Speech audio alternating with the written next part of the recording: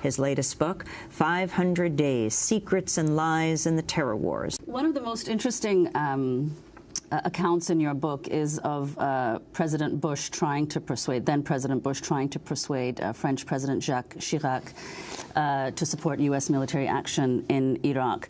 You write that Bush said to Chirac, quote, "Jacques, you and I share a common faith.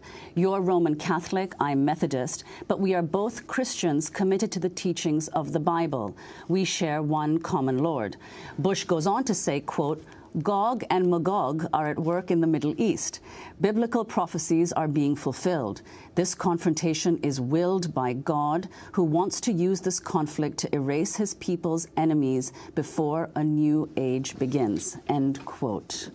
Can you elaborate on that? That was a exchange? very interesting day when I heard that. This was a phone call. At that point, Chirac had been expressing a great deal of doubt about the intelligence that Saddam Hussein had weapons of mass destruction. His doubts, obviously, were well placed. And Bush was trying to get a unified unified effort behind getting a resolution from the UN and then for military action. And Chirac was not being particularly cooperative for the very reason he didn't trust the intelligence. And so there's this phone call, and Bush is giving many reasons why France should become part of it, why Chirac should be joining in.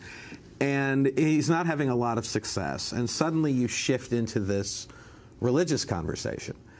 And Chirac's response to this was, he gets off the phone, and other people have been in on the call, and he looks at his staff and says, "Does anyone know what he was talking about?" And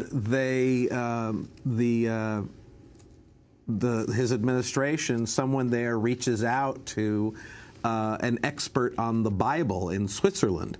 And this person, because it's like, what is Gog and Magog?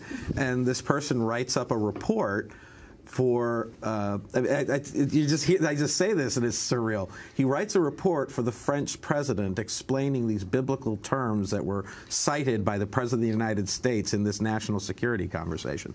And Gog and Magog are from two books of the Bible, one the book of Ezekiel and one the book of Revelation, and it is central elements in the apocalyptic the Armageddon concept. And so Chirac's response when he reads this is, I'm dealing with a fanatic, and I'm not going to make national security decisions for France based on the president's interpretation of the Bible.